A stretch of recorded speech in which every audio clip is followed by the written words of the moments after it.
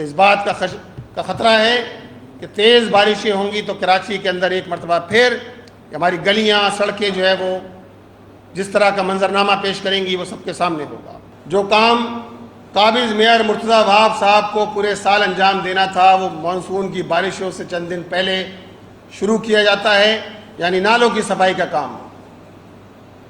اور نالوں کی صفائی کا یہ کام بھی جس طرح کیا جاتا ہے، یعنی 53 کروڑ روپے نالوں کی صفائی کے لیے مختص کیے گئے ہیں، اور کہا یہ جا رہا ہے کہ ستمبر تک یہ کام چلتا رہے گا۔ یہ کام پورے سال کرنے کا ہے، کوارٹرلی کرنے کا ہے۔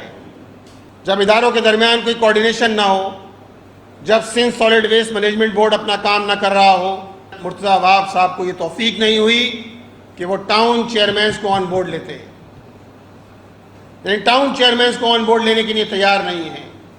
53 کروڑ روپے کا بجٹ خود خرچ کریں گے اور آپ کے اندر اتنی اہلیت نہیں ہے کہ یہ کام انجام دے سکیں۔ تو ابھی مانسون کی بارشوں کا سلسلہ شروع ہی ہوا ہے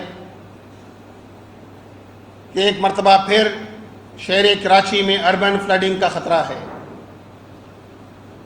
شہر کراچی میں اس بات کا خطرہ ہے کہ بارشوں کے نتیجے تیز بارشیں ہو جائیں تو پورے کے پورے رہائشی علاقے ڈوب جاتے ہیں۔ وجہ کیا ہے کہ جو کام پورا سال ہونا تھا، جو کام قابض میئر مرتضی وہاب صاحب کو پورے سال انجام دینا تھا وہ مانسون کی بارشوں سے چند دن پہلے شروع کیا جاتا ہے، یعنی نالوں کی صفائی کا کام۔ اور نالوں کی صفائی کا یہ کام بھی جس طرح کیا جاتا ہے، یعنی 53 کروڑ روپے نالوں کی صفائی کے لیے مختص کیے گئے ہیں، اور کہا یہ جا رہا ہے کہ ستمبر تک یہ کام چلتا رہے گا۔ یہ کام پورے سال کرنے کا ہے، کوارٹرلی کرنے کا ہے، کہ شہر کے بڑے نالوں کی صفائی ہو تاکہ اس کے نتیجے میں جب بارشیں ہوں تو لوگوں کو ریلیف میسر آ سکے، لوگ اربن فلڈنگ سے بچ سکیں۔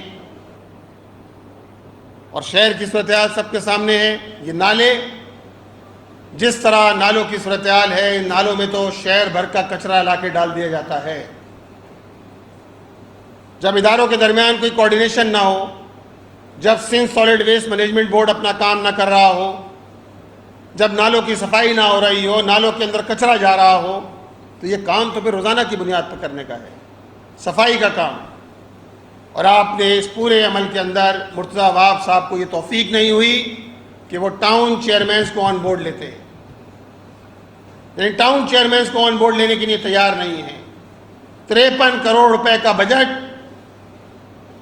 خود خرچ کریں گے اور آپ کے اندر اتنی اہلیت نہیں ہے کہ یہ کام انجام دے سکیں۔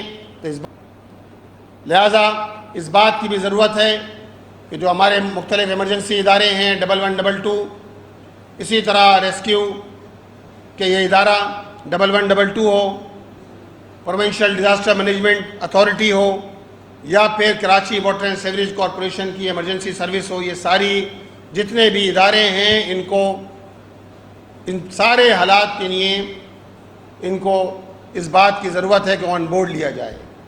یہ کمشنر صاحب کا بھی کام ہے، صرف آفسوں میں بیٹھنا کام نہیں ہے کہ آفسوں میں بیٹھ کے احکامات دیے جائیں۔